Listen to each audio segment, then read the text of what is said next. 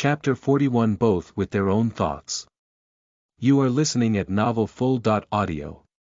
Susan and Alan sat quietly in the car as they rode home together from the appointment with Akami. They were both in a daze. There was little comment aside from Susan occasionally saying things like, "Well, that certainly was something, wasn't it?"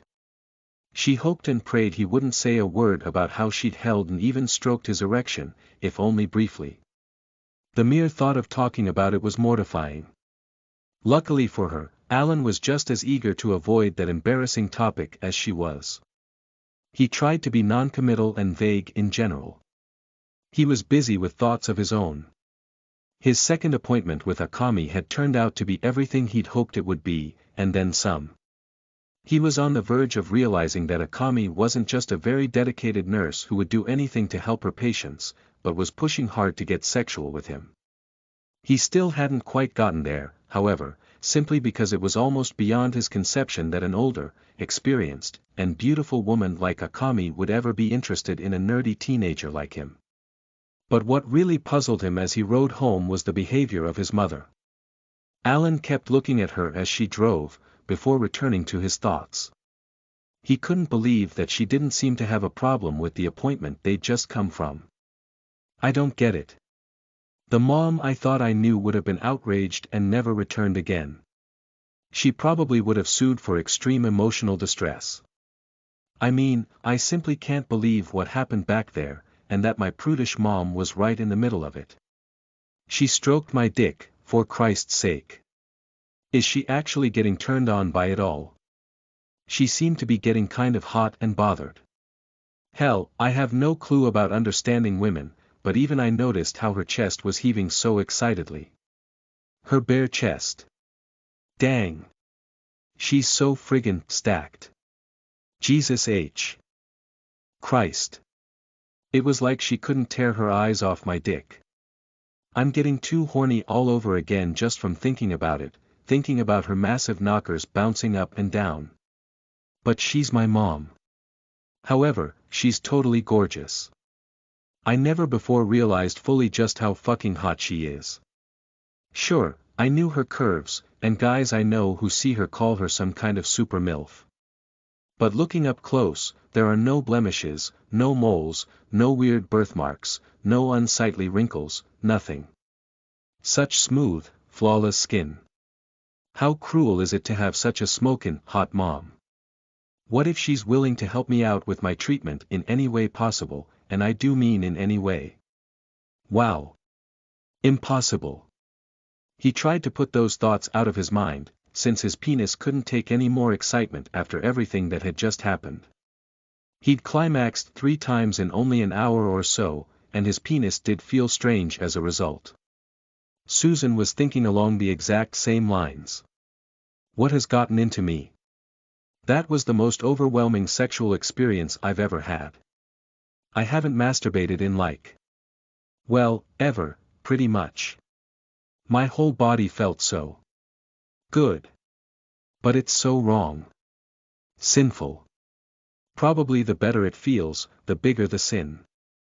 I know it's wrong to think about my son's member, but if these appointments mean that I learn to loosen up, isn't that a good thing in general? Suzanne says it is, and she's the smartest person I know. Couldn't this put some spice back into my marriage? I would never think about cheating on my husband, and I certainly would never think about actually. With my son. To actually. For starters, to touch his member. There, I said it. To freely, wantonly, do such an immoral and nasty thing. Just thinking about what I did makes me so tingly that I can hardly drive the car. But Akami says I need to check it for abnormalities. Isn't that kind of a moral loophole, if I'm doing it for medical reasons? In fact, wouldn't I be a bad mother if I didn't? True, it's a sin for a mother to touch a son that way, but it's also a sin for him to masturbate. So one sin is as bad as the other, right? That means it's no worse if I help him out. Right. I did it once today and it didn't kill me. Wouldn't it be selfish of me if I don't do everything she asks, for his benefit? It's for his benefit, not mine. I have to be a good mother. But I feel so guilty. On the outside, she looked calm and collected. But that was only a show, because her thoughts were a bubbling cauldron of confusion. She could barely keep her mind on driving, causing the car to veer all over the road until they finally got home. Both mother and son immediately rushed to their rooms. Susan did so because she decided she wanted to explore her discovery of masturbation more extensively, and in a hands-on manner. She rationalized that if she masturbated immediately, it would still only count as one time. Alan did so because he was completely spent in more ways than one and just wanted to sleep. When Alan finally woke from his daily nap, he mentally reviewed his appointment with Akami as he lay on his bed. But that wasn't a good idea because he got yet another erection, and his penis still wasn't feeling much better. It hurt when it got hard. He turned on the light and went to the computer. He figured doing some homework for a change would do him good. At that very moment, he heard a knock on the door. Suzanne stepped into his room, holding her arms up on his doorframe. "How are you doing, sweetie? You ready for some more internet fun?" She was wearing a shimmering dress he'd never seen before.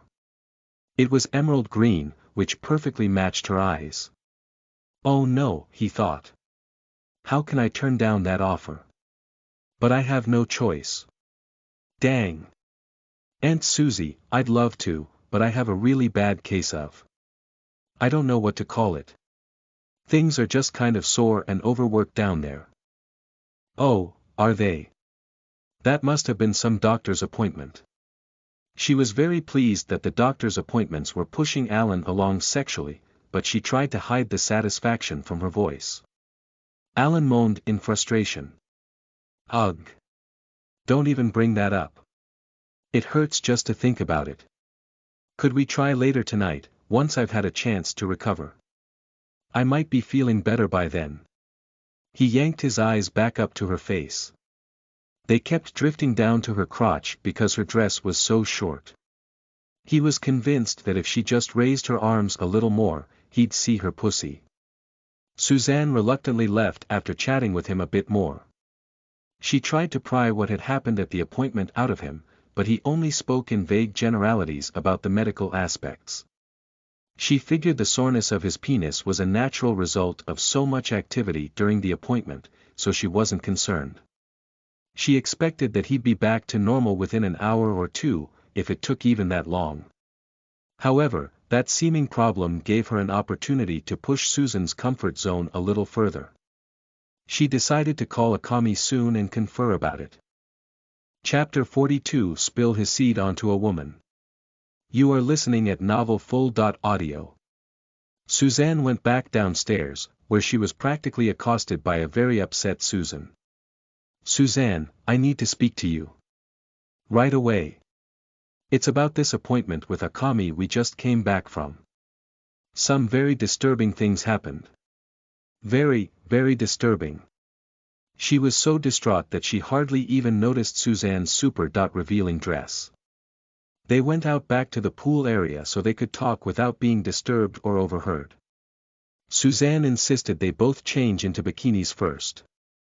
She figured that might help Susan feel a bit more sexy, which in turn could help her be more sexually forthcoming. Plus, she wanted to get out of the dress before Susan gave it much thought. Susan was reluctant to wear any kind of bikini. In fact, she didn't even have one of her own to wear.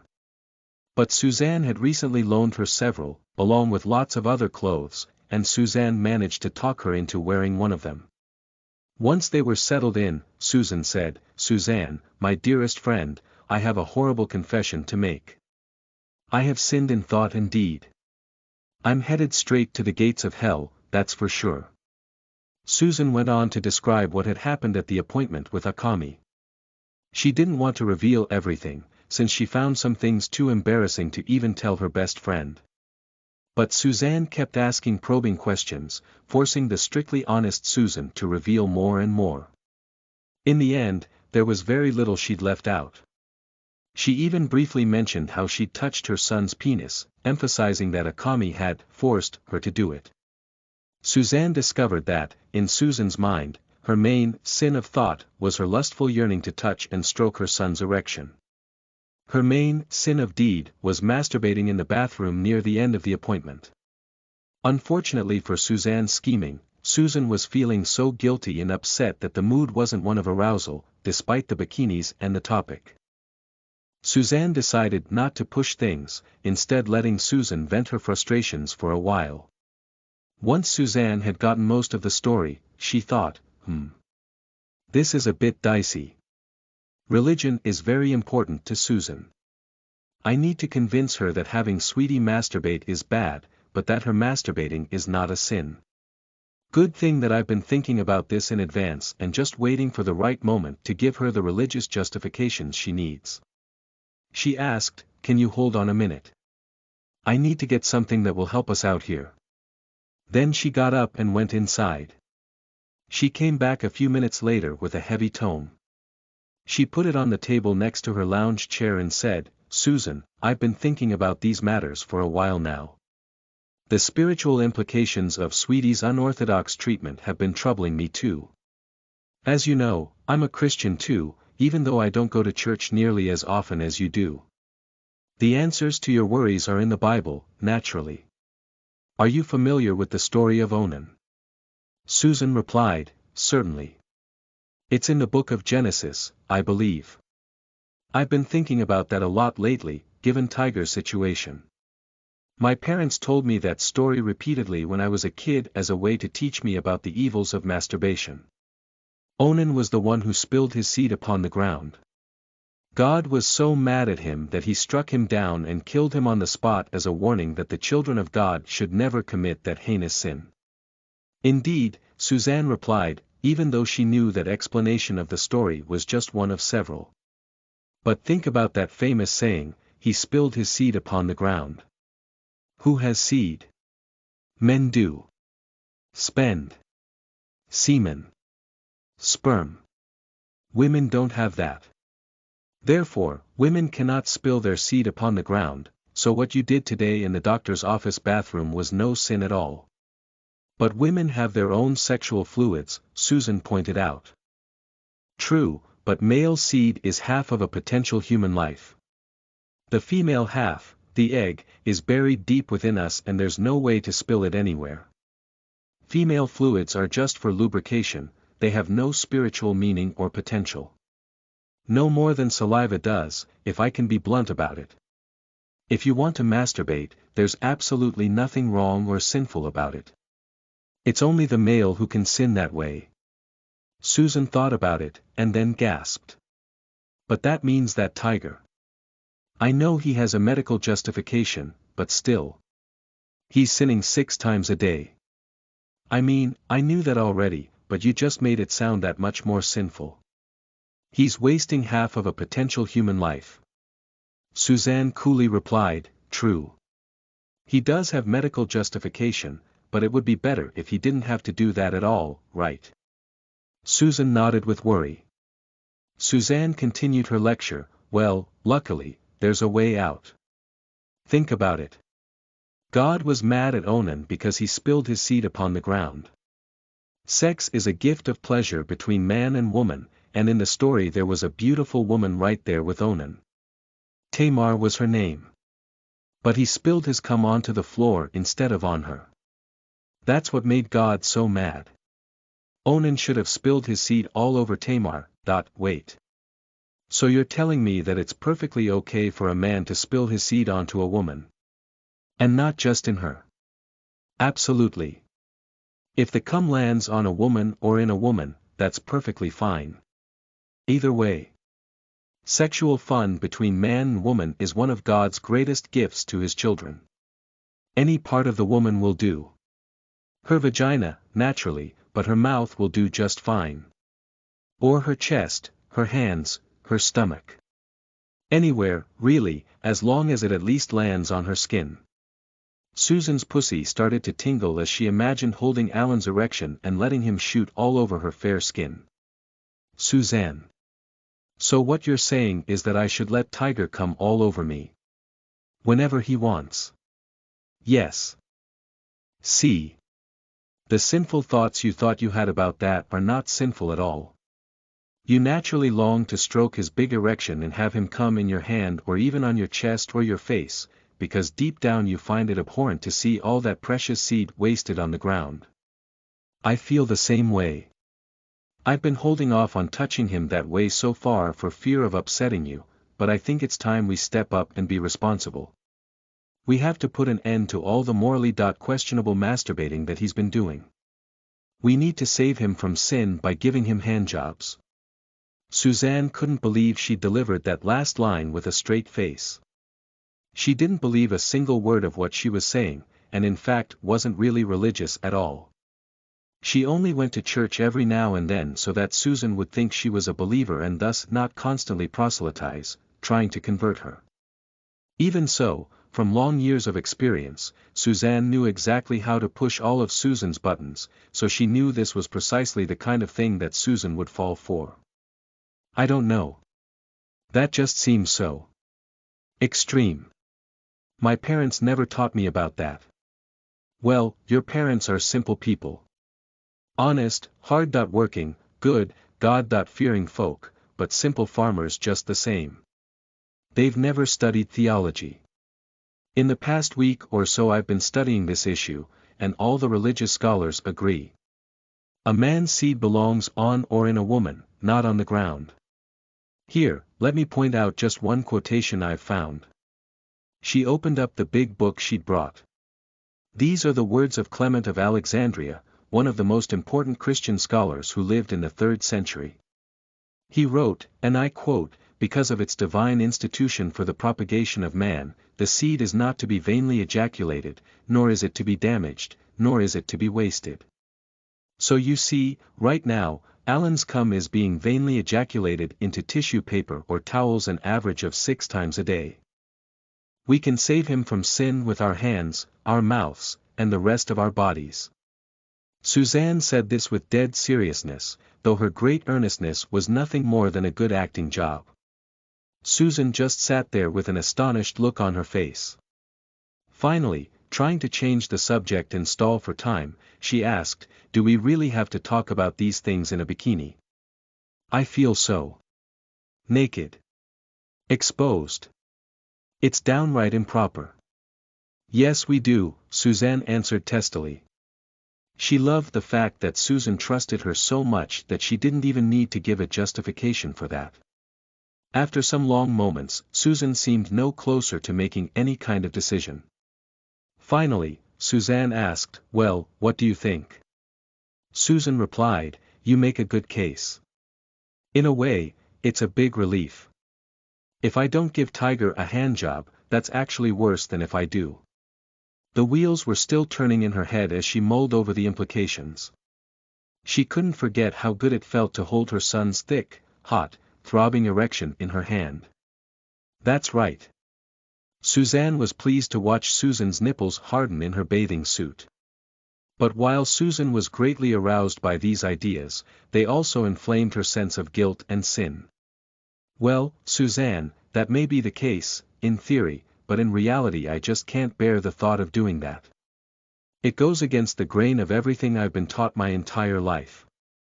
Also, what about the incest? He's my son."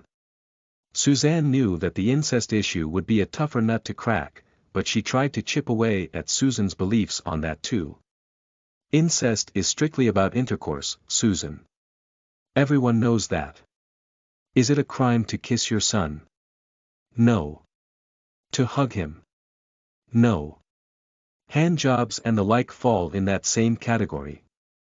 She had a hard time saying that with a straight face, but she knew how gullible Susan was, and was fairly sure that her explanations on this topic would have at least some effect.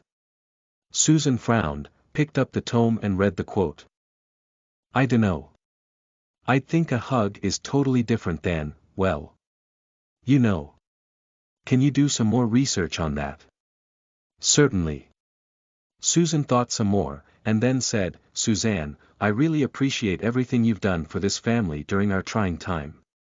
Maybe you should help Tiger out, you know, in that way. With your hands, I mean." It's okay with me. I give you my permission. But I could never do that myself. No matter what Clement of Alexandria says, and I'm sure he was a wise man, it just doesn't sit right with me. Not only that, but if my parents ever found out, or God forbid, one of my sisters, they would never understand. They'd never forgive me. I'm afraid the burden will have to fall on you. Suzanne looked at Susan gravely. I understand.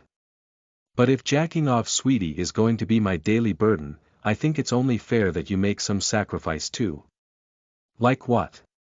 I'm going to need more help in the visual stimulation department. For him to climax 6 times a day after day, month after month, he's going to need a non-stop barrage of truly impressive stimulation. It's a lucky break that he has such a sexy, buxom mother, and we have to take advantage of that. You keep only meeting me halfway when it comes to what you wear. I want you to agree to wear anything I say, at any time, for his sake. Susan blanched. I dunno. Wow. Is that really necessary? Why can't he just get excited looking at you? Don't you trust me? Don't you respect my sacrifice?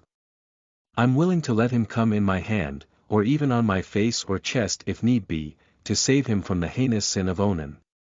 What are you willing to do to help him? Aren't we in this as a team, with you, Angel, and me all doing what we can to help someone we love in his time of need? Heck, even Amy is helping out with some visual stimulation, without understanding the why of it. She still tries to do her part, because, even though it's mostly unstated, she loves him like a brother. Susan let out a big sigh. Very well. I'll do what I can. That's the spirit. Together, we're going to overcome all obstacles and resolve his awful energy condition once and for all. You're my best friend and I love you. They hugged. As Suzanne squeezed her, she thought, hot damn. I think she bought it. I think that was the biggest line of bullshit I've spun in my entire life. I especially like the part about my sacrifice in suffering through all those juicy handjobs that I actually can't wait to give. But she bought it. She still has so much prudishness to overcome, but I've planted the seeds and given her the religious justification she so desperately needs. It's amazing. I'll bet it's possible to find quotes in the Bible to justify just about anything, especially with all that weird Old Testament stuff. The only thing is, I feel bad about tricking my best friend. She's so gullible. Normally I'm the one who protects her innocent mind from the sharks and rip-offs, but now I'm betraying her faith in me. She would have rejected these ideas that conflict with her religious upbringing out of hand unless they came from me. She trusts me more than anyone else by far, I'm sure. The thing is, sometimes the ends don't justify the means. I can't just come out and say, Susan, I'm in love with your son, I want to spend the rest of my life with him. She'd freak out, especially since I'm still married. This is the only way. There has to be a gradual change in her sexual mores before she can accept what I plan to do with my cute little sweetie. Or not so little, he. I've been so good and honest to Susan for so many years, I know I've earned this one harmless little trick. It's gonna make her life much, much better too. Hopefully, in the end, she can throw off this Christian fundamentalist bullshit that's been holding her down and learn to live and love. Maybe she'll even divorce Ron when she discovers what she's been missing. I never have liked him. I suppose he's a nice guy, but he's a terrible husband for her. Chapter 43 Practice My Breast Exam. You are listening at novelfull.audio. Suzanne once again helped the Plummer family prepare dinner. She'd immediately held Susan to her promise to wear whatever Suzanne chose, and then picked out the most outrageous outfit for her yet. She stayed throughout their dinner of pulse stew, in large part so she could make sure that Susan didn't chicken out in wearing the selected outfit for the full meal. Alan's dick shot straight to attention when he walked into the dining room for dinner. Suzanne wore an outfit that just barely contained her generous breasts, which he found very arousing even though he wasn't too surprised to see it. Catherine wore a similar very revealing outfit, and that was a surprise since he'd never seen her wear such blatantly sexy clothes in front of their mother before. But it was what his mother wore that completely blew his mind. Susan was wearing a shiny red leather outfit which looked like it had been designed for a high-class prostitute. It was skin-tight and hugged her body as if she wasn't wearing anything at all. Contrary to most revealing tops that leave the neck open and then have a plunging gap down a woman's cleavage, this outfit had fabric all around the neck and a plunging gap up from the tummy nearly to the neck. As a result, it was obvious that she wasn't wearing a bra, and that the outfit itself didn't give her boobs any support. He could see her nipples as clear as day, and her boobs shook like gel. At the slightest movement. His mouth grew dry and he felt dizzy. Stranger still was how Susan acted. She looked extremely ashamed and subdued, as if the scantily clad body seemingly designed for fucking belonged to a different person and had somehow been mistakenly attached to her wholesome face. She thought, this is so obscene, so terribly improper. I can see how Tiger is looking at me, and that's not how a son should be looking at his mother. But I can hardly blame him, he's a healthy young man with an active libido. Why did Suzanne make me wear this shameful thing? That's what I don't understand. Throughout the meal, she complained to Suzanne for making her wear the outfit. Yet somehow her bashfulness turned Alan on even more, not only because it appeared that she was willing to do anything to help him, but also that she was being forced to do it like a slave. At one point, Susan leaned over to Suzanne and whispered in her ear. She'd assumed Alan couldn't hear what she was saying, but he could, mostly because reading her lips while she whispered helped quite a lot. She whispered, Suzanne, I can't do this. It's like I'm naked. They won't stop bouncing and jiggling with every move I make. And my nipples. Everyone will be able to see how much this arouses me. It's so improper. Suzanne whispered back, they. Susan hissed with irritation, you know. My breasts. You have to be strong. Think of all that Sweetie is going to shoot tonight, thanks to your sacrifice. Hang in there. Susan whispered in return, that's part of the problem. I keep thinking of him coming. I'm telling you, it's not right. Suzanne just squeezed her hand. Be strong. Susan finally leaned back, inadvertently causing a new series of tit-quakes. Alan was so aroused that he wanted to cry. As Suzanne had hoped, Alan's great arousal overwhelmed his defenses, so he ended up explaining some of what had happened with Akami. Both Catherine and Suzanne listened with intense interest. Alan's version of events was highly edited and censored. He did explain how he'd climaxed 3 times during the appointment, but he left the impression that it had been more of a clinical treatment than the mind-blowingly lusty experience it really was. He didn't want to embarrass his mother, so he mentioned next to nothing of what she had done, and said she'd kept her eyes closed the entire time. But even Catherine, who knew little of what had happened so far between the others, could read between the lines more often than not. She strongly suspected that Susan had done more than just sit there bored with her eyes closed the whole time. Her suspicion was strengthened by watching Susan's nervous reaction to Alan's retelling of the event. Susan mostly just squirmed and blushed in great embarrassment. She squished about as well, because her pussy got quite wet. It wasn't what Alan said that made her so horny, it was her own memory filling in the gaps of his account that did it. Mostly, she couldn't get out of her mind the image of Akami's hands rhythmically sliding all over Alan's big erection.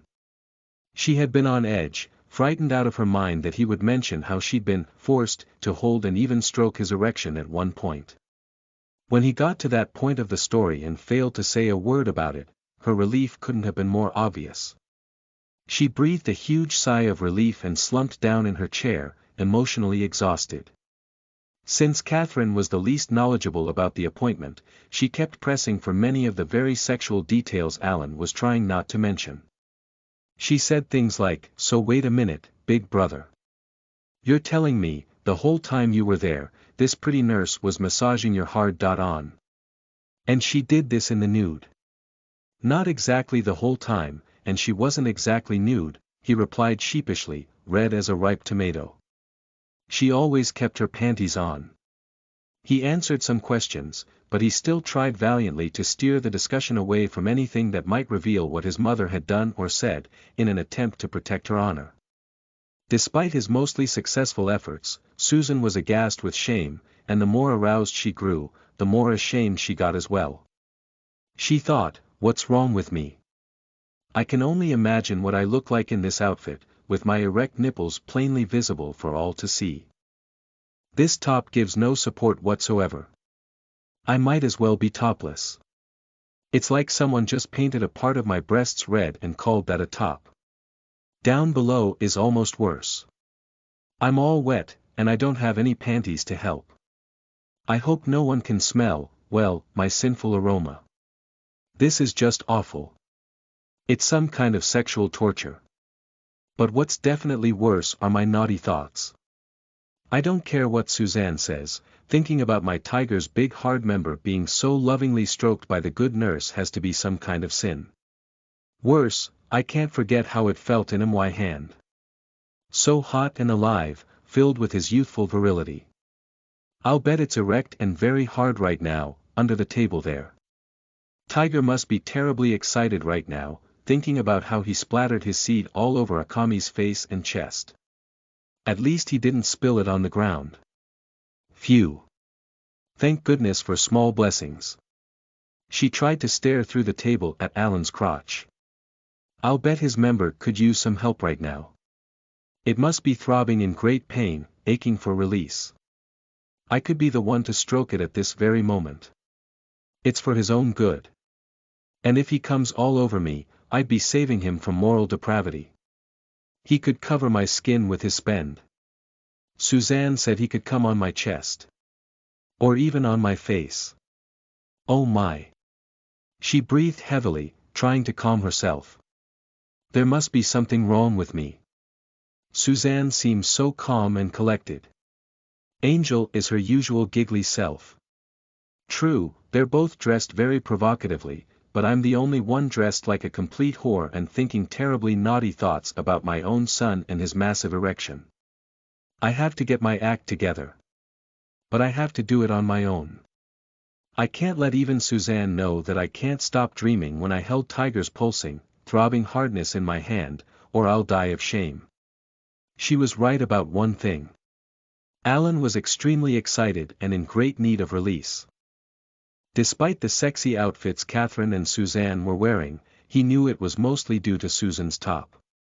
He loved how it was cleverly designed to cause her boobs to jiggle even more than if she'd been completely naked, because of the way it managed to lift them up yet leave them without significant support. Every move she made, even if it was just to lift a fork from her plate, caused her boobs to bounce around wildly. She was frustrated by all the movement she was making and felt like there was a big spotlight shining right on her chest, with everyone staring at her. But she didn't know what else to do. Alan skipped dessert. Instead, he rushed upstairs, hopped on his bed, and masturbated. Needless to say, his horny thoughts were focused on his mother. At first, he thought about her stunning red outfit, but that soon switched to memories of her topless during the appointment, and the brief time she'd stroked his erection while he climaxed. When he shot his load into a towel, it was to thoughts of Susan's bare breasts bouncing wildly as she enthusiastically stroked him, not just for less than a minute, but for the entire duration of one long, glorious handjob. He was emotionally and physically exhausted from receiving so much sexual stimulation in recent days. His penis felt like it had been rubbed raw. He was greatly relieved later that evening to simply go watch a movie with his friends Sean and Peter. It helped too that he took a cold shower before leaving. But it wasn't so easy to simply shut off all that had happened. He spent most of the evening among his friends, yet not really with them. Instead he thought about things like what his friends would think of his mother if they walked into his house to pick him up to go somewhere and saw her dressed the way she had been at dinner. Even more consuming was the thought that Suzanne was waiting for him to come back and take care of some unfinished business. Once Alan left for the movie, Susan desperately needed her own release as well. While she washed the dishes with Catherine, she debated whether she should masturbate later or not. It wasn't that she distrusted Suzanne, but she wondered if maybe Suzanne only knew one school of thought when it came to the sinfulness of female masturbation. She didn't want to live a life of sin based on a misunderstanding. But on the other hand, she was so aroused that she felt like falling on her knees and screaming, "Why me, Lord? Why me?" She was reminded of the trials of Job. After much restless agitation, she came to a compromise solution.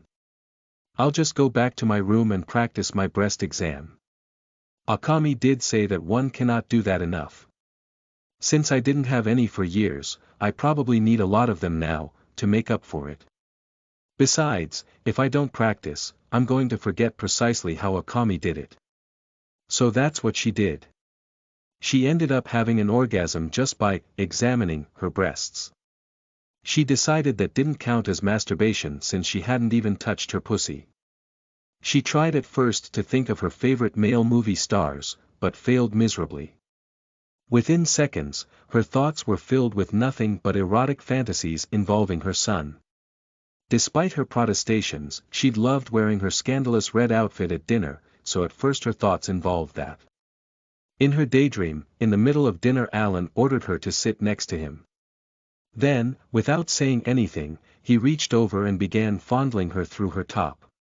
But soon he had her top completely off and was casually pulling at her nipples while holding a normal conversation with the others. In her mind, it really was her son's fingers pulling on her nipples during her fantasy, rather than her own doing so. Then, in her fantasy, Suzanne sat on the other side of Alan, took out his erection, and began stroking it. All the while, Alan kept pulling on Susan's nipples. Mostly, she fantasized about Suzanne jacking Alan off. She could easily imagine it, since she'd seen Akami doing it. She was too ashamed to masturbate to thoughts of doing it all by herself instead. She never got beyond that in the daydream because it was all so exciting that she came within minutes. She felt a lot better when it was over. It felt like a fog had lifted from her brain. She decided, this kind of activity is good because it purges all those nasty, depraved, evil, sinful thoughts from my head. It's like Suzanne keeps telling me. It's the lancing of a boil. I feel halfway normal now. What I need to do in the future is to have some more breast exams but think about other things. Anything. Then my son's extremely tempting member. Now that she was calmer and somewhat sated, she recalled her earlier thoughts, such as the idea that she needed to have lots of breast exams to make up for not doing them for years, and wondered how she could have fallen for such illogical thinking. Chapter 44 Susan Topless. You are listening at novelfull.audio. Suzanne was lurking around the Plummer house after Susan went to her room, like a spy on a secret mission. She wanted to know just how excited Susan was getting. So, once she thought the coast was clear, she snuck up to Susan's bedroom and put her ear to the door. She heard sounds of moaning and bed springs squeaking. She slipped down the hallway to the guest room, which was on the other side of Alan's room. She pulled out her cell phone and made a call. Akami. Hi there. This is the perfect time. She's just masturbated, and I'll bet she's naked. After some words from Akami, Suzanne ended the call by saying, thanks. I'll be waiting. Suzanne and Akami had conferred on the phone earlier, and they were on the same page. Akami had already used the soreness of Alan's penis to come up with the idea of pushing Susan to get in another sexual situation with her son. Akami didn't have an exact plan, but she'd told Susan at the end of the appointment that she'd call her later to check about his level of soreness. When Suzanne had found out, she couldn't have been more delighted. The two of them worked together on just what Akami would say when she called Susan that evening, so Suzanne already knew exactly how the phone call would go. Susan was startled to hear the phone ring. She was still lying in bed, recovering from her latest orgasm. There was a receiver on the bedstand, so she scooted over and picked it up. Hello. Plummer Residence. Susan. Hi there. It's Akami Fubuki. Oh, hi Akami. How are you doing? Susan sat up in bed, careful to cover her breasts, as if she could see through the phone line. I'm fine, but I'm worried about your handsome son. As you may recall, I told you I'd call you later and see how things are faring with the soreness he's been feeling in his penis. Oh, yes. That. Susan's heart leapt to her throat, because she could sense big trouble coming. Have you checked his condition, or asked him about it? I'm afraid I haven't. Well, you really should. Oh dear. Her heart was racing. What should I do? I think a thorough abnormality check is in order, just to be on the safe side. What? You can't possibly mean that. Who would do it? You, of course. Me. But I'm his mother. Susan clutched at her chest defensively with her free hand, inadvertently causing the sheet to slip down in the process. True, but that's a good thing in this instance. Who would do a better, more conscientious job than you? Nobody, but I can't. I really can't. That would mean I'd have to touch his member. Akami, you can't ask me to do that. It's terribly improper. It's just not done. Akami said patiently, of course it's done. You already did it earlier today, didn't you? How else can you check the condition of his penis if you don't touch it? Susan was completely dismayed and alarmed. What worried her was that she was also greatly aroused. She stammered, can't I just. Can't I just look at it? Well, I don't know. I'm not sure if that'll do the job. What if you miss some bumps that aren't readily visible? The two of them went back and forth for a while. Susan remained adamant that she couldn't touch her son's penis under any circumstance. She was determined to draw a line in the sand over that. In desperation, she ended the call and called Suzanne, hoping against hope that Suzanne could perform the required check. But Suzanne had foreseen that. She had slipped out of the house unnoticed and then deliberately failed to answer her cell phone, so Susan would have no alternative. Frustrated, Susan called Akami back and they resumed their negotiations of sorts. Akami had been hoping to get Susan to stroke Alan to climax under the guise of an abnormality check, but she could see that would be pushing her too far too soon. So in the end, she conceded that Susan could simply visually check Alan's penis for soreness. She gave some detailed instructions on how to do that. Actually, it was very simple and boiled down to checking for redness, pain, and swelling. But she wrapped her explanation up in technical terms to make it sound like Susan would now have some special soreness detecting ability, thus forcing her to be the one to do the checking. However, Akami insisted that Susan then remain on hand to watch him masturbate himself to completion. Akami stated that she was fairly confident that Alan's penis would feel fine when flaccid or even erect, but it was his actions during and just after an orgasm that needed to be monitored closely for evidence of soreness. After a few minutes of cajoling, Susan reluctantly agreed. Her heart still beat fast and hard, because she was just as aroused as she was frightened. Akami added a kicker. By the way, there's one more problem. Oh no. What's that? It's only natural that your son is going to have a very, very difficult time getting aroused. It can't be denied that you're a truly extraordinarily beautiful woman, Susan, but this is almost certainly going to be awkward and embarrassing for you both, and that's a mood killer. So you'll need to create a welcoming, sexy vibe. I suggest you simply go topless. That'll help ensure he'll get erect and stay that way for the duration. Nurse. What are you suggesting? I can't do that. Why not? He saw you like that today. After some more back and forth, Susan compromised. She refused to go topless, but she agreed to wear something extremely sexy.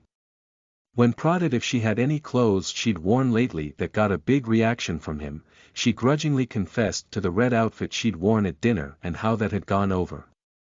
She immediately regretted mentioning that, because Akami insisted that she wear it. Akami concluded the call by saying, I recommend you act fast, before you get cold feet and start to worry too much. Do it now, as soon as you get off the phone. Susan fretted, I probably would, but there's just one thing. Alan is off watching a movie with some friends. Shoot. Akami had been unaware of that, since Suzanne hadn't mentioned it. Do it as soon as he comes home then. I'd like for you to call me once he comes, so I can get an immediate report on whether he's still sore or not. If he is, we might have to schedule another appointment for as soon as tomorrow, depending on how bad the soreness is. But I don't want to stay up late, I've got to be at work early tomorrow. Therefore, I'd like for you to call me as soon as possible. Will you do that? Susan was still very fretful. I suppose so. But, nurse, is this really necessary? It all just seems so. Well. Unusual. I can't believe what you're making me do. Susan, let me assure you that I don't like this any more than you do. But need I remind you how he answered when I asked him just after his last orgasm whether his penis was sore? I remember his exact words. Yes, sore, very sore. Arg. Don't you remember that, and his tortured moans and groans? I do, Susan replied, more worried than ever. Now, imagine that, only getting worse and worse with each new orgasm he has. If that's the case, we'll have to suspend this treatment right away, and then I don't know what we might do instead. So a lot is riding on this. You need to be there for him, as the loving mother you so clearly are, and see with your own eyes if he's really sore or not. It would be even better if you could touch it, and examine with your fingers if. Susan interrupted, Nurse, please. I told you already that I can't do that. I just can't. I'm a good Christian woman. I believe that's clearly a sin. Suit yourself. I understand your issues. But if you do get a chance to touch him, that's not going to happen. I'm sorry. Okay, if you insist. But remember that you almost certainly will need to perform abnormality checks on him in the future. So how would this be different? It's just. I'm not ready, okay? I'm not ready. The phone call ended a short time later, after the usual goodbye pleasantries. Susan sat there in her bed, beside herself with lust and fear. She wished Alan was home so she could get it over with. She tried calling Suzanne again, but Suzanne still wasn't answering. Frustrated, Susan put on her typical frumpy, conservative clothes and went next door to find her best friend. She was still holding out hope that Suzanne could perform the required check instead. But Suzanne knew Susan almost better than she knew herself, and she'd anticipated that move. She'd already left her house to take a long walk, to make absolutely sure that she couldn't be found. Dejected and stressed out, Susan went back home to wait. She changed into the sexy red outfit she'd worn for dinner. But then she regretted doing so, because it aroused her so very much. Every move she made seemed to make her nipples and pussy tingle. She knew that Alan was likely to come home very soon, so she just forced herself to grin and bear it. Besides, she feared that if she took the outfit off, she'd just wind up masturbating again. Chapter 45 Cum shot on Susan's breast. You are listening at novelfull.audio. Susan was relieved that Alan got home about 10 minutes after she'd changed into her sexy red outfit, because she seemed to be getting more aroused and more anxious with each passing minute. She waited until he was back in his room, then she knocked on his door. Tiger. Can I come in? Sure thing. He took a seat at the edge of his bed, assuming she wanted to talk to him about something for a while. She came in and closed the door. Her face was blushing red with embarrassment, and she just whispered shyly, Hi. He'd been feeling relaxed and content.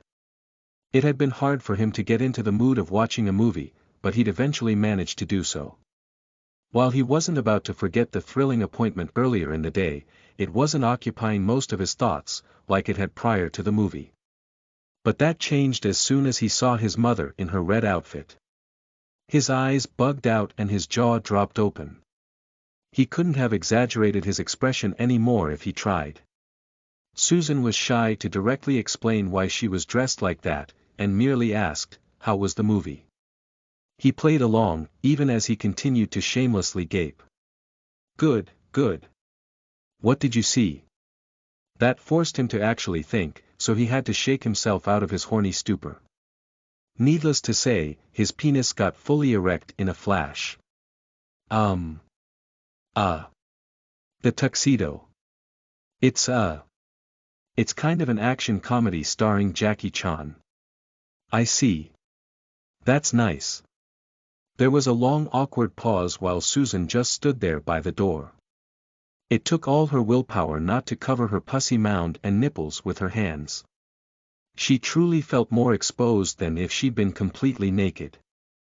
Thinking about the movie got him to thinking about the movie's company star, Jennifer Love Hewitt. You know, Jennifer looked pretty hot in the movie. But the funny thing is, even though she's known for her big boobs, she's got nothing on Mom. I hear she's a 36C. That's nothing. Mom is a 38G. Friggin' G. That's like, triple the size, I'm sure. C, D, E, F, G. That's way larger. Mom is a babe. And I swear her face is movie.star sexy too. Susan finally decided to address the elephant in the room. I'll bet you're wondering why I'm wearing this. Yeah. I totally love that you wore that at dinner. You look so incredibly sexy that I can't even believe it. But you didn't look that keen on wearing it. I kinda gathered Aunt Susie put you up to it. She did. Susan started to walk across the room, heading towards the chair in front of his desk. But once she started walking, her big breasts began bouncing wildly. She'd been extremely aroused before she'd even entered his room, and she almost had to stop for fear that she wouldn't make it to the chair before coming loudly and noisily. Still, she gritted her teeth and steeled her willpower and managed to sit down in it. Alan had been just starting to recover from seeing her in that outfit when watching her walk blew his mind all over again. He stared with mouth agape like a character in a comic book. Prior to earlier that day, she would have been nothing but embarrassed to have her son ogle her like that. But something had changed after the appointment with Akami. She was still very embarrassed, but she was also highly aroused and even proud that her body was causing such a reaction. She forced herself to press on. To be honest, I'm kind of wondering why I'm wearing it too. She chuckled nervously. Especially because this time, Suzanne didn't twist my arm to wear it. She didn't. No. Nurse Akami did. Akami. That's right. She called me while you were at the movie. Remember how she said she was going to call later and check up on the soreness of your member. Susan had already been looking away, but saying that caused her to close her eyes for good measure. Oh yeah. Well. She wants me to check you now. She was quite insistent about it, actually. She told me I had to wear something sexy so you'd get, well. You know. Erect. She opened her eyes and nodded. Her face reddened even more. He was so very aroused that he was a bit reckless and just spoke his mind. You don't have to worry about that. I'm so erect right now that it almost hurts. He shifted his seating position, enabling her to see the large bulge in the pants that he'd worn to the movie. Oh my goodness. Now it was Susan's turn to gawk shamelessly. She recalled the orgasms she'd experienced at the doctor's office, and she wondered if it was possible for her to climax spontaneously right then and there. She tried to control her lusty thoughts and pressed on. That's good. But, gosh, there's no easy way to say this, so I'm just going to up and say it. She shut her eyes tightly again. Akami says you need to show me your erect member. And not only that, but... well, she wants you to masturbate too. all the way to completion. So I can see if you're sore or not afterward. She felt relieved, having said all that. She belatedly remembered to ask, that reminds me. Are you feeling sore? You know. Down there. He continued to ogle his voluptuous, gorgeous mother. The fact that she had her eyes shut meant he could enjoy the sight of her massive rack without getting embarrassed. That sight was made even more impressive by the fact that she was so worked up that she was breathing heavily. Her scandalous blazing red outfit magnified and amplified every move of her big tits, so much so that she was forced to hold them from below to stop them from swinging around wildly. But that didn't stop their heaving, instead it made it look as if she was offering them to him on a platter. He was panting and his heart was thumping hard and fast just like hers was. But he retained enough sense to realize that he needed to be careful in answering her questions about the soreness of his penis to avoid ruining the fun. In fact, his penis hadn't given him any trouble in the last few hours, other than that it had seemed to stay erect most of the time due to his memories of the appointment. He said, "Well, I don't really know. It feels okay, I guess. But what about when I come? That's the big question." Susan nodded. "That's what Nurse Akami said also. That's why she wants me to, watch the whole thing. So. Can we just get this over with quickly? Please." "Okay, if you insist. I'll just take my pants off now. Is that okay?" She silently nodded again. Oh.org hot damn. He stood up, but found that his legs were feeling shaky and weak. He hastily pulled his pants and underwear off before his legs gave way altogether. He breathed a huge sigh of relief as he plopped back down on the edge of the bed. Knowing that his mother's eyes were still closed, he closed his eyes as well. He needed a moment to at least try to calm himself somewhat. Oh my lord. This is too much. It's like we're right back there at the appointment with Nurse Akami, except it's just Mom and me at home, and that's even more exciting. Anything could happen. She's going to watch me jack off while wearing that outfit. Fuck me. Shit. This isn't helping. I'm seriously worried I'm going to come before I can even start. I can't stand it. He tried to clear his mind and take some slow, deep breaths. That didn't help much though, because there was simply no way for him to clear his mind of his horny thoughts about his super-stacked mother. Also, he didn't have much time. Before he could do much slow breathing, Susan asked shyly, "Son. Are you ready?" Sure." He held his boner and pointed it up at her. Then he braced for impact when she opened her eyes. She didn't realize how she looked, but she was staring at his erection with undisguised lusty desire. Furthermore, she was still holding her massive breasts from below, even as they kept surging up and down in time to her heavy breathing. Her mouth hung open in the same way his had when she first came into the room. Oh my goodness. It's so big. So stiff. I'll bet it's hot too. God, I can almost still feel the heat of it in my hand when I was stroking him earlier today and he was shooting into that cup. So hot. As if she wasn't horny enough already, she remembered something else Akami had told her. Tiger. It just occurred to me. Nurse Akami said I needed to get up close, and I do mean really, really close, in order to check for soreness. She gave me a little lecture on what signs to look for. Is that okay with you? Sure. He hesitated to give permission, only because he worried that he was getting too aroused already. He had no idea how he'd manage to masturbate for very long if his mother was watching from close range.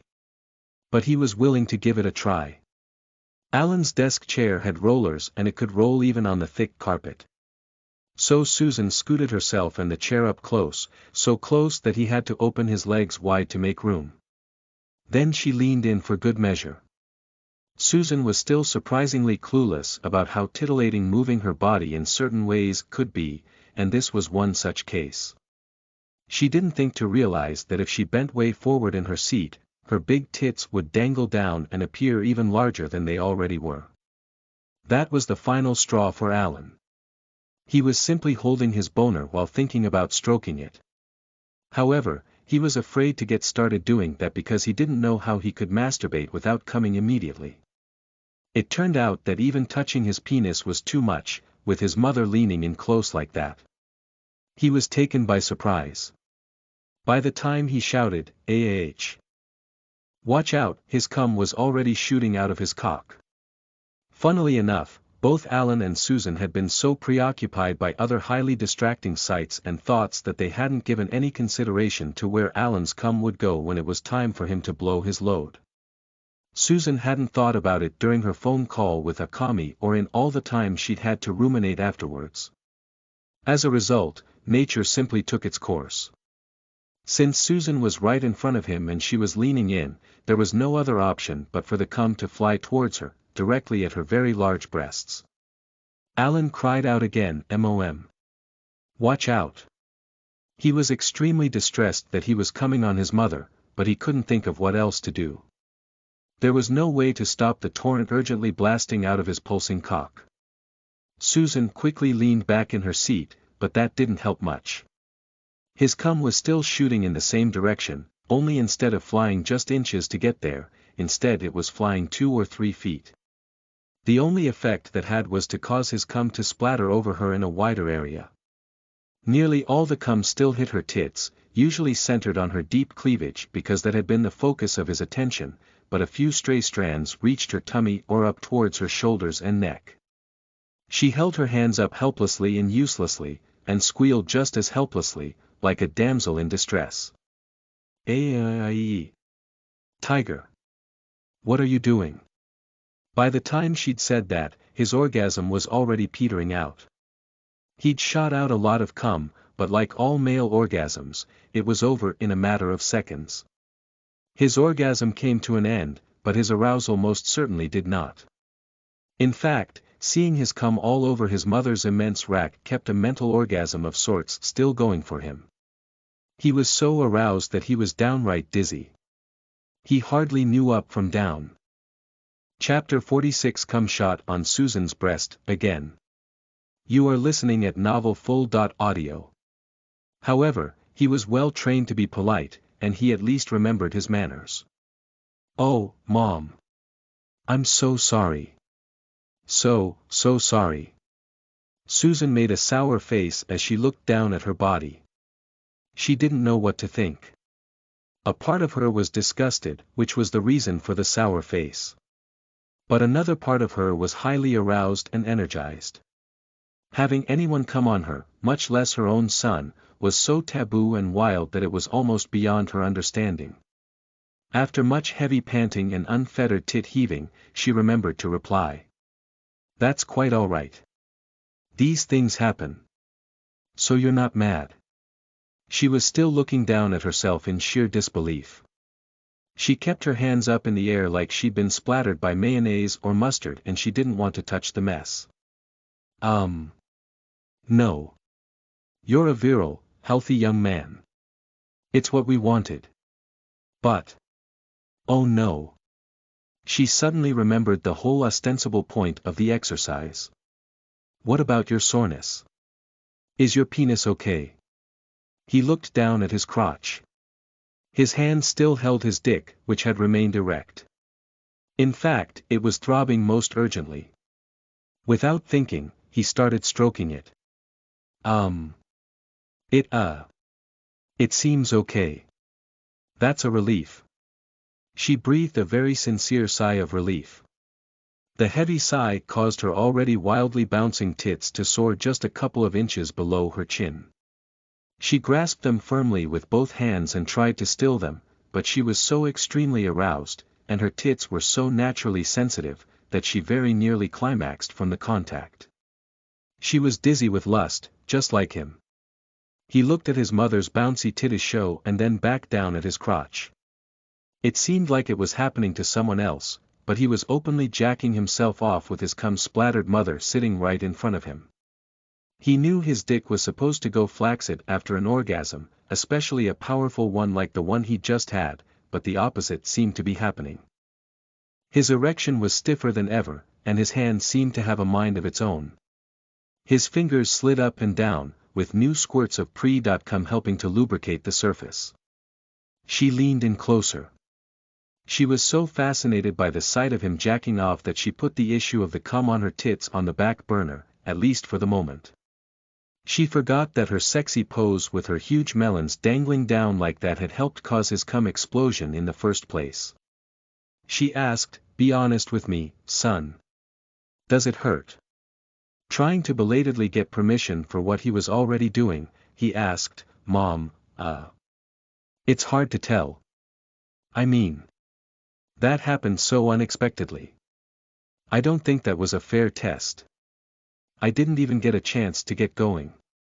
Don't you think I should masturbate properly? Then we can check for soreness." "You're right," she quickly and eagerly agreed. She scooted her chair up even closer, so her face was nearly directly over his crotch.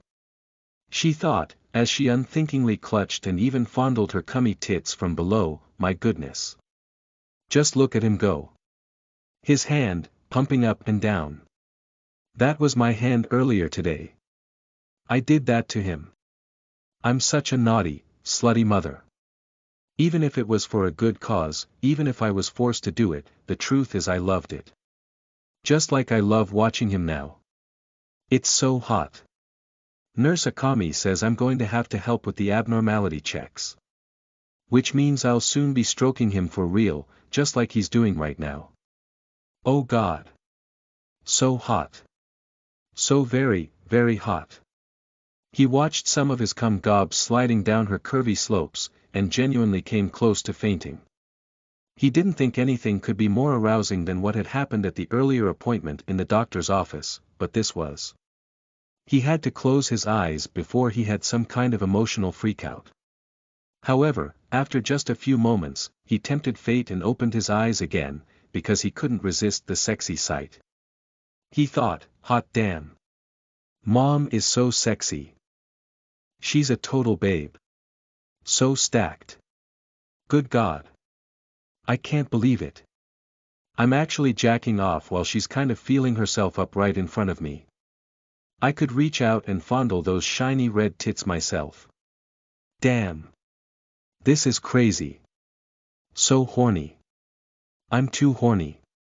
Susan's lust was getting out of hand. She was huffing and puffing like she'd just run a race, and that pretty much forced her to continue to hold her bouncy boobs. But with all of her attention on the way her son was stroking himself, she didn't consciously realize that she had begun to wantonly slide her fingers through the cum on her round tits.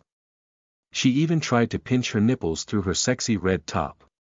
Then, somehow, she did realize what she was doing. She forced herself to stop playing with her nipples, but she couldn't stop sliding her fingers through the pearly mess. Oh dear. This is my son's cum. There's so much of it. She inhaled deeply. It smells good. Yummy. I know from earlier that it tastes good too. God. I should just lick some up and eat it. You. Gross. And yet. I want to. But I can't. I can't. He's watching me. She turned her attention to his boner as she continued to slide her fingers through his cum. Oh God. God. Dear Lord, look at him go. Such a big penis. So big. Much bigger than his father's. I'll bet my son has the thickest penis of any boy in town. The longest too. I'm so proud of him. What a sexually virile young man he is. Look at him stroke and stroke. Soon, that'll be me. It'll be my turn. I'm going to have to stroke my son's big penis until he comes all over me again. And again and again. So hot. Alan was loving life. The only problem was that Susan was right, things were very hot. Too hot, in fact. He'd only been masturbating for a couple of minutes since his orgasm when out of the blue he realized he'd passed the point of no return once again. He shouted out, "MOM. Gonna come again." Susan was so far gone that she didn't try to get out of the way. She didn't even pull back. In fact, she pushed her tits together from their outer sides and exclaimed, "Cum, come, son. Come on me." He came. It was much the same experience as the previous time, except his arousal and erotic euphoria was even more intense. He actually saw stars while his eyes were still open, something he didn't know was possible. He kept his eyes open no matter what because he didn't want to miss even a second of the sight of his cum blasting all over his mother's huge tits. Had he been a little more aware, he might have aimed his cock this way and that to paint her thoroughly. He might even have dared to aim at her face. But his brain was in total orgasmic overload, and it was all he could do to fire right at her cleavage. He loved aiming there since her lewd top left her cleavage exposed from below. He loved the sight of his cum landing directly on her bare skin. Susan had been near the cusp of climax pretty much since she'd walked into his room. She could have gone over the edge at any time if she'd so much as touched her clit, but she hadn't. However, things got to be so much when he started coming on her enormous tits for the second time that she climaxed anyway. She wasn't even touching her highly sensitive nipples, although the way she was squeezing her tits together from the side certainly helped. She was determined not to let him know that she had lost control, so she gritted her teeth and forced herself to just keep on panting heavily, even though the urge to scream at the top of her lungs was nearly impossible to resist. His climax came to a quick end. He slumped back unthinkingly. He'd been assuming that he was sitting forward in a chair, just like his gorgeous mother was, except that he wasn't. So he fell all the way back to the bed. He lay there, gasping for air with his eyes closed, with his feet still on the floor. Susan's orgasm lasted significantly longer, but eventually that ended as well. However, she remained fully aware and energized. She looked down at her chest in amazement. So much cum. My lord. So much. Tiger just unloaded on me. He's such a stud. Seeing that he was effectively lying down on his bed and almost certainly out of it for a while, she reached behind her back and undid her red top. She let it slide all the way to the floor. That left her completely topless but still very cummy. Much of his cum had landed on her red top, but even more of it had hit her bare skin. With his second climax in particular, nearly all of it had landed right on her exposed cleavage. She was like a kid in a candy store. Her attitude about his cum had changed dramatically since his last orgasm just minutes earlier. A part of her still thought cum was disgusting, but that part wasn't being listened to while she was so insanely horny. She gleefully ran her fingers through his cum and then scooped a big cum gob up and took it in her mouth. So yummy. My oh my. That is downright delicious. She somehow forced herself to stop doing that, out of a lingering sense that it was too improper, but after checking to make sure he still wasn't watching, she pressed her tits together again and slid them back and forth against each other. It was an entirely new experience for her, because so much of his cum was now lubricating their movement. Oh my goodness. Just look at me. This is so naughty. Too naughty. I really shouldn't be doing this, but I can't stop. I'm so darn horny. It's like my body is in control of my mind, not the other way around. I just hope Tiger doesn't open his eyes, or my goose will be cooked. She continued to revel in the joy of running her fingers through the cum streaks, smearing them into her skin. When she wasn't doing that, she loved to rub her cummy massive melons together.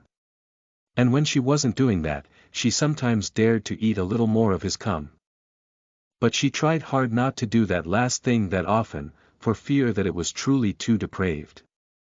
Eventually, she realized that she was in danger of Alan reviving and opening his eyes at any moment.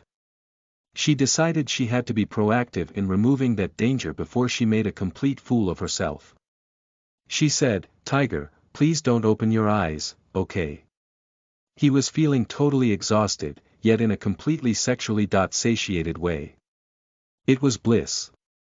He stirred enough to answer, okay. But why? Just trust me on this, okay? I get embarrassed. She pulled her chair back and dropped to her knees. She realized that if she was kneeling, she'd be out of his sight where he couldn't sneak a peek. I want to check on the state of your member. How are you feeling? Sore. Despite his exhaustion, he wanted to shout, awesome. I feel friggin' awesome. But he didn't. However, he was so out of it that he didn't use his cleverness to exploit her concern about his soreness. Instead, he answered honestly, I feel fine. Just fine. No soreness at all. Really? No soreness. She was very disappointed to hear that. Somehow, she correctly sensed that his soreness wasn't that major an issue, but if he continued to complain of soreness, Akami might force her to check on the state of his penis more often. He was still so far gone, floating on a cloud of lusty bliss, that he didn't pick up on the disappointment in her voice. She thought, oh, pooh. Drat. Why did he have to say that? I wouldn't mind checking him tomorrow too. But wait. Listen to me. His health is the most important thing. In fact, it's the only thing. What happened here is just. Well, let's not even think about it. This didn't even happen. I've got to pretend this didn't happen. And I have to get out of here before he opens his eyes. She forced herself to say, that's good to hear, son. So you're not feeling any pain? No problem, even after ejaculating twice. Nope. I'm good. He still wasn't thinking. I'm very glad to hear that. She picked up her red top and stood up. She was quiet and careful not to touch him so he wouldn't wonder what was going on and open his eyes. Then she silently snuck to the door and opened it. She peered up and down the hall to make sure the coast was clear. She stood in the hallway, outside the door to his room with it mostly closed. That way, if he did look around, he wouldn't see that she was topless, with his cum smeared all over her in a very deliberate manner. She spoke loudly through the crack. I've got to go now. Akami asked me to call her right away, to give her the news. Is there anything else you want me to tell her? No. I think I'll just lie here for a while before getting ready for bed. Sounds good. Good night, son. I love you. That perked him up. He opened his eyes and sat up, hoping to make eye contact. I love you too, Mom. You're the best. But Susan carefully closed the door before he could look her way. She quickly hurried down the hall to her room before he could see her, or worse, before Catherine happened upon her.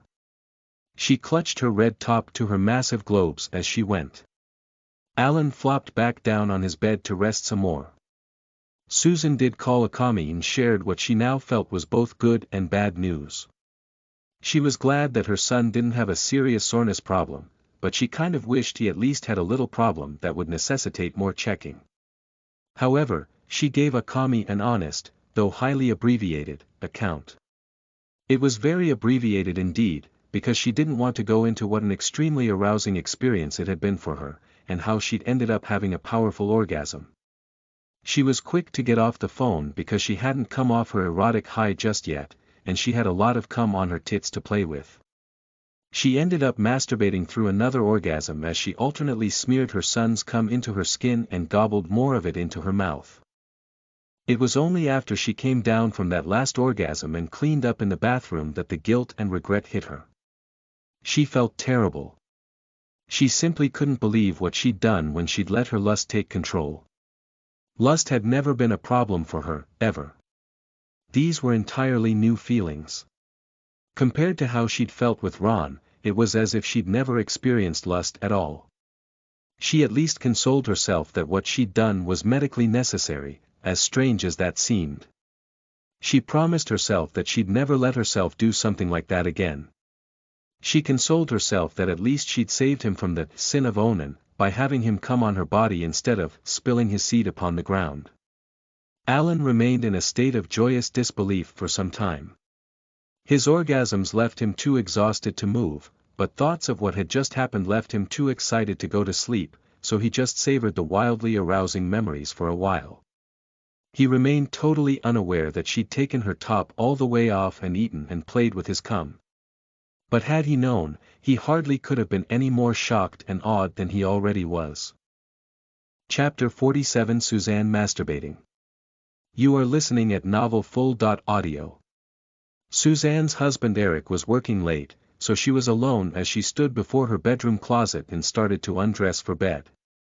She had just gotten off the phone with Akami. Akami in turn had gotten off the phone with Susan a couple of minutes earlier, and she'd passed on Susan's account of how she had watched Alan masturbate himself to 2 orgasms. Suzanne thought, success. Today's been a grand slam success. I knew it. I'm shocked, but not completely so. Susan has been so repressed that she's a volcano of passion, and now she's starting to erupt. She can't control herself even slightly. She's so fucking horny for her cutie tiger. It's obvious. I wish I knew more. I have so many questions. So Sweetie came twice. But what did he say? What did she say? Where did all his cum go? That's a big one, right there. I'll have to wheedle more answers out of Susan tomorrow. It's all too exciting. This certainly changes things. My main goal with her was to weaken her moral stance enough so that she'd accept my relationship with my sweetie. The thing is, I think she's sliding down a slippery slope and there's no way to stop her just halfway down. She's resisting, but deep down she wants some of his cock. I could see the way her eyes were practically boring a hole through the table at dinner. It was as if she were praying for X.ray vision. What she did tonight with him and his 2 orgasms is just further proof. So I've kind of unleashed a powerful and unpredictable force. That could be bad. That definitely opens up a whole can of worms. But on the other hand, maybe, just maybe, I can realize my ultimate, impossible sexual fantasy. Seduce not just Sweetie, but Susan and Angel too. It seems too good to be true that I'm getting this far with him, but I never would have expected the other 2 would react the way they have as well. It's like they're total, repressed nymphomaniacs, exploding into lust at the first opportunity. Well, actually, I'm not completely surprised. For years now, I strongly suspected that Susan could be a very passionate, sexual woman. I've long suspected she's sexually submissive too. It's just that her sexuality has been completely repressed by all that religious crap she grew up with. I never could figure out how to unleash her inner tigress. It turns out her boundless love for her son is the key to unlock her door. She finished undressing while continuing to ruminate. Susan's reaction has been wild enough. But there's Angel's reaction too. Like the way she was pumping him at dinner with questions about how Akami had stroked his penis. Pumping is the perfect word. She looked like she could barely restrain herself from reaching over and jacking him off right at the dinner table. Once Suzanne stood naked, she began fingering her pussy in front of her mirror. I had her pegged all wrong. I thought she was another prude just like her mother, at least on the surface. How many years did I try to get Susan to have an affair to spice up her life, and it was the one thing I could never make her do. I couldn't even get her to dress more sexily. But no, both mother and daughter are total hotties. In fact, I'd almost suspect Angel had a thing for him even before I put my scheme in motion. Maybe she does. It's so hot. Sister and brother together. I can't stand it. By this time, Suzanne was really assaulting her cunt. Her whole body bucked with every thrust. Her other hand worked furiously on her clit. But unlike Susan, whose brain fogged over with lusty passion so easily, Suzanne was much better at keeping her wits about her, even though her own lust and passion could be just as strong. She continued to simultaneously fantasize and scheme even as she grew more and more aroused. Sweetie could be the key to all three of them. I need to develop and cultivate their lustful feelings for each other. Then, one day, we'll all be in bed together, all four of us. If we're all on him, it'll be natural for the touching between everyone to develop until we women are all madly fucking each other as well. It'll be glorious. I could move in with them, and... oh God. Oh, too much. Too much. It's my dream of sexual utopia. I can move in with them and maybe even. Oh, yes. Maybe even marry my sweetie. Oh Lord God. Yes. Only I can marry him. I'm the only one not related. Fuck. They'll have to agree. Fuck yeah. Oh. Good God. The fucking hunky Alan, my fucking husband. And Susan and Angel my partners in bed. Oh Lord. One giant orgy, every day. God yes. Oh. Aye. Suzanne arched her back and let out a loud wail as she had the best orgasm she could remember in years. As it went on, visions of all three plumbers flashed in her head, one after another. Mostly it was Alan, and then Susan. Suzanne had held a slight crush on Susan for years, but she'd never pursued it because she considered Susan just a tad less prudish than a nun with a vow of lifelong chastity. She'd never had strong sexual feelings for Catherine until very recently, since she had no interest in underage girls. But there was no denying that Catherine was reaching legal age, and she already had the body of an adult. In fact, Catherine was turning out to be an extremely stunning young woman with a voluptuous, busty body. That left Suzanne amenable to the idea of seducing her as well. Suddenly she was very amenable. She lay back on her bed in the nude. If I had a real man as a husband, he would be here for me now. He'd fuck me right here, right now. I never would have started wandering. But let's face it, I need a lot of fucking. And love. It's been so many years since Eric and I made love. It's like both Susan and I aren't married at all. I don't know which is worse. Susan's husband being overseas all the time, or my husband being here but not here at the same time. Well, Sweetie's a real man, and a good man too. He's no mere boy. He'd never neglect me or leave me alone. I know that his love is pure and not based on just lust, because he loved me dearly before he even hit puberty. He's the one man I think I can truly love. Even if that means sharing him with Susan, and maybe Angel too. She looked around the empty bedroom and sighed. Ah, well. Tomorrow's another day. I can't wait to see what tomorrow will bring.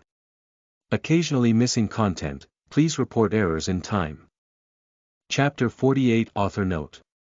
I have finally found the original illustrations. You are listening at novelfull.audio. Dear readers, I have been looking out for this novel's illustrations for a longer duration than I remember. But I have successfully found them and I will attach the images as paragraph comments in each chapters as per the original intent location for the images. Just a couple of days to upload them. Image update status, Chapter 1. 9. Done. Chapter 10. 20. Pending Chapter 21. 30. Pending Chapter 31. 40. Pending Chapter 41. 48. Pending **** before uploading all images, I will not be updating chapters as I get confused with the images ***, note. Please bear with me. Thus I sincerely hope you guys go back to the beginning of the novel and look through the images as intended by the original author to fully immerse yourself in the novel as intended. Be warned that this novel is written during 2002, meaning the images will have an older and western look compared to the recent times. Your Snake_Empress occasionally missing content, please report errors in time. Chapter 49 Apologies for the break. Continuing, you are listening at novelfull.audio. As my family was inflicted with COVID-19, we were admitted in the hospital as my parents are all elders, hence the reason for the break. I promise I will update the novel fully without dropping. I appreciate you sticking with me. Occasionally missing content, please report errors in time.lo. Chapter 50 Suzanne in a Kimono. A Handjob. You are listening at novelfull.audio. The next day, everything seemed perfectly normal again for Alan. He masturbated twice before school, once while still in bed and a second time while in the shower. Both times, his thoughts were entirely focused on his sexy, buxom mother. After what had happened during the appointment with Susan and Akami, and then in the evening with just Susan, he knew he'd never view his mother the same way again. He still had a hard time believing that what had happened had really occurred. He decided, I give up. It's futile to try and stop myself from masturbating to thoughts of her. That was never easy to do before, but after yesterday. Forget it. That would be like trying to stop the sun from rising. Mom is just too hot, and too stacked. Hell, she's as hot as the sun itself. But he had another day of school to attend, so life necessarily had to return to normal. Then he had his usual day at home. Except that Susan and Catherine dressed more sexily. Admittedly, a lot more sexily. He overheard Susan chastising Catherine over her outfit, but Catherine pointed out that Susan had no right to complain, given what she herself had been wearing lately. After school, Alan masturbated before and after his nap, as usual. The outfits he saw helped, but he certainly wasn't lacking mental stimulation material. All he had to do was remember the sight of his mother's bare breasts and lusty face during his doctor's appointment, and his penis was guaranteed to get stiff in a flash. And if that didn't do it, he knew he could just remember his cum all splattered and shining on her sexy red outfit. That was one sight he would never, ever forget. However, Suzanne was very much on his mind as well. He hadn't seen her at all that day, and he worried that he'd miss her altogether. But when he got back from a quick trip to the grocery store after dinner, Susan told him that Suzanne was in his room waiting for him and had something she wanted to talk about. He had a good feeling that Suzanne wanted to do more than just talk. As he walked up the stairs towards his room, he felt scared and apprehensive. She was so sexual and physically perfect that just being near her could be intimidating. One part of his brain said, "Don't let me go in there." But on the other hand, a team of wild horses couldn't have kept him out. Suzanne looked absolutely ravishing. She now wore an elaborately designed blue silk kimono, not for a love of Japanese style but strictly for the potential it had to open in the front. It was already about 9 in the evening. Alan reflected that this was probably the type of thing Suzanne wore just before climbing into bed. Just the thought of her getting into a bed was enough to get him horny. Yet he reminded himself that only days earlier he hadn't allowed himself to have any sexual thoughts about her at all. No sooner had they sat down than Suzanne took advantage of how the kimono opened in the front. She leaned back on his bed and allowed one of her large boobs to fall all the way out of the kimono. She closed her eyes to make sure he wouldn't be too shy to take a good, long look. His dick had been flaccid due to his nervousness, but it got fully erect in a hurry. There was a wide sash across her midsection which kept the kimono rather bound up, but she quickly worked to make sure that it, accidentally, came undone as well. Without saying anything, her hands began roaming over the kimono, and wherever they went, the kimono opened up more and more. As she seemingly explored her own body, she opened her eyes and spoke in her scratchy yet sexy purr. "I'm so glad you're here. I've been getting so hot and bothered just thinking about you."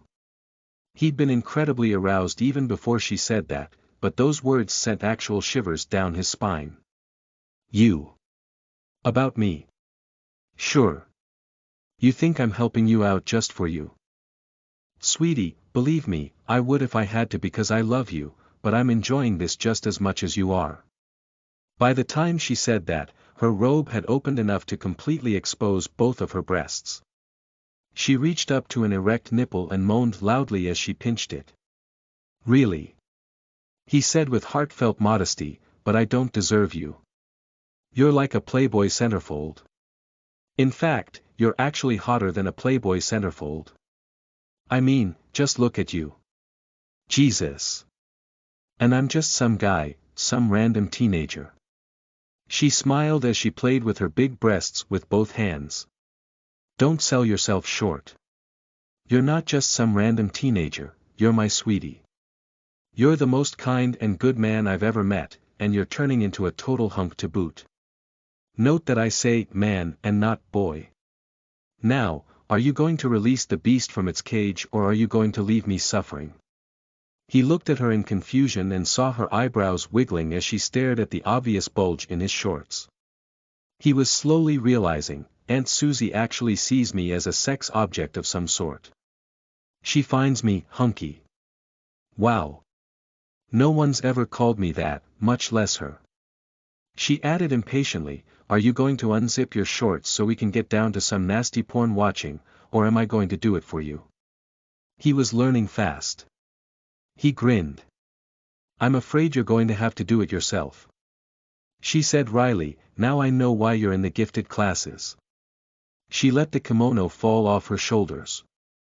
It was stopped from falling all the way off by the large red sash around her waist. She knelt in front of him, reached out, and unzipped his shorts. He held his breath. He couldn't believe what was happening. Is she gonna touch it? No way. I think she's gonna touch it. She took her time just staring at his bulge, letting the anticipation grow. Finally, she reached in through the fly on his underwear and firmly grasped his erection. He exhaled and then sucked in another big breath. His heart was pounding. Oh man. Man oh man oh man. Aunt Susie. Touching my dick. It's unreal. This is even better than what happened with Mom last night. She pulled his erection out and left it sticking straight out, pointing right at her. Did I really just grab your cock? She asked rhetorically. I'm such a naughty girl. If I'm not careful, I might end up grabbing it and stroking it, a lot more. That would be bad. Very improper. She winked. He felt dizzy. It was as if every last drop of blood in his body had rushed to engorge his erection, leaving nothing to keep his brain working. He was seriously worried that he'd hyperventilate. He tried taking deep breaths to calm himself. She was tempted to lean forward and suck on his meaty rod, but she also wanted to draw out his seduction as much as she could. She looked up and playfully asked him, so, a penny for your thoughts. Is something arousing you? What could it be? He was going to burst out, you. But he thought, I have to be clever. And cool. I'm not just some random teenager. I have to live up to Aunt Susie's high expectations. After a long pause, he grinned and said, I'm just looking at the porn pictures. Suzanne was amused, not to mention impressed by his attempt to be witty despite the fact that he was gasping like a fish out of water. Oh, the porn pictures, eh. She pretended to pout, then flicked a finger at his erection, causing it to sway from side to side. She brought her face closer to his hard on, allowing her breath to fall on it. Then she said in a very breathy voice, just the pictures. Having your Aunt Susie nearly totally naked and on her knees before your cock, thinking about how good it would feel to touch and fondle it, doesn't have anything to do with it. He felt assaulted with erotic sensations, even though she wasn't touching him.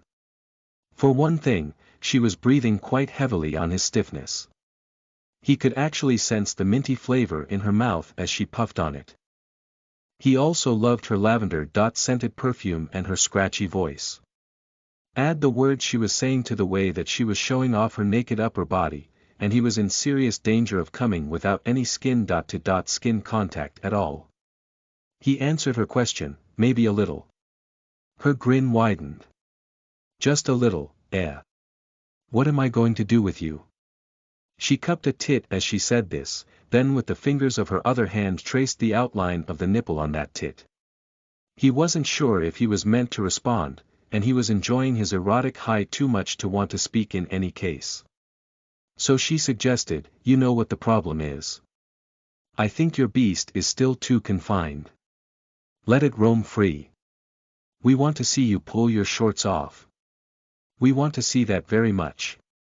Her fingers were now pulling her nipple out towards him, making her tit look even more massive than it already was. Alan momentarily wondered what she meant by we, but he was too frazzled to really think.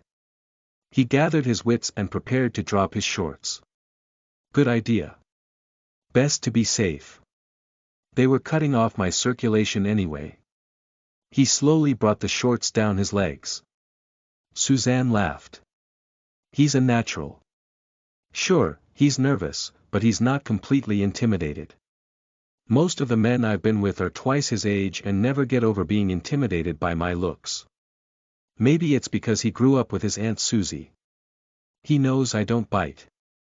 Well, not much, he finished removing his shorts, leaving him wearing only a T-shirt. He wasn't used to standing with an unhindered erection and he felt awkward about it. As he tried to move back into the same position in front of her as before, she deliberately moved her face forward a little, causing his hard on to bounce off her cheek. Sorry, he nearly yelled, thinking that he'd been the one to bump into her. He staggered backwards and nearly fell over, but managed to remain on his feet. She just replied wryly, be careful where you poke that big thing. She caressed the spot on her cheek where his dick had touched her and then shuddered, acting as if the mere touch had nearly given her an orgasm. She reached out and started stroking his thick hard on. However, after less than a minute, he yelped in distress. The problem was, he realized he was on a razor's edge. One more slight touch or sexy thought or word was going to bring on an orgasm. Trying to help him with his problem, she let go of his boner. Without explaining why, he sat down in his computer chair, closed his eyes and tried to block out all thoughts of her. He concentrated on his breathing until the worst of the orgasmic surge had passed. She smiled as she saw him finally open his eyes after a minute or more. Looks like someone around here is getting too much stimulation. She made a pretense at pulling her kimono up over her shoulders and closing it, as if trying to calm things a little, but then she let it fall off her shoulders and down to her waist again as soon as she'd finished closing it. She giggled. Oopsies. Looks like you're stuck with Aunt Susie's big ol' blinding white boobs. Think you can handle that? He was feeling much more able to go on now that the ejaculatory impulse had passed. He said, I can handle it. And not only that, they're not blindingly white. I prefer to think of them as ivory. And they certainly don't look old. However, I'm afraid I'm definitely going to have to agree with you about them being big. Suzanne reached out and flicked his erection with a finger, causing it to sway again. Oh, looks like we've got a cheeky one here. Very well. Since what the doctor wants is prolonged sexual stimulation, wouldn't it be better if you stimulated yourself again while you look at the pictures? She made quote marks in the air as she said pictures, knowing full well he was going to be staring at her instead. He brought both hands to his erection while asking, you sure you won't mind? He was so excited that he started stroking himself before she'd had a chance to respond. Why should I mind? I'm just here to help you achieve your daily target. She grasped at her ample melons with both hands, adding, don't mind me at all. My chest is sore and needs a little massage. I think I'll just work on that. He laughed. On the inside, she was nearly delirious with delight. This is like a dream come true. Sure, he's kind of freaking out, but in a way he's almost calm, since we know each other so well. I can tell my sweetie is going to be such fun in bed. And since we've come this far, it's just a matter of time before we go all the way. I only have to break down Susan's barriers and then I'll be able to play with this monster anytime I want. Despite his great desire to stroke himself, he felt self-conscious with Suzanne on her knees, her nose practically touching the top of his cockhead. His hands were covering his erection as much as stroking it. He was more squeezing than stroking. She noticed this and said, stroke it for me, sweetie. Think about my tits, my pussy, my face. Do it for me.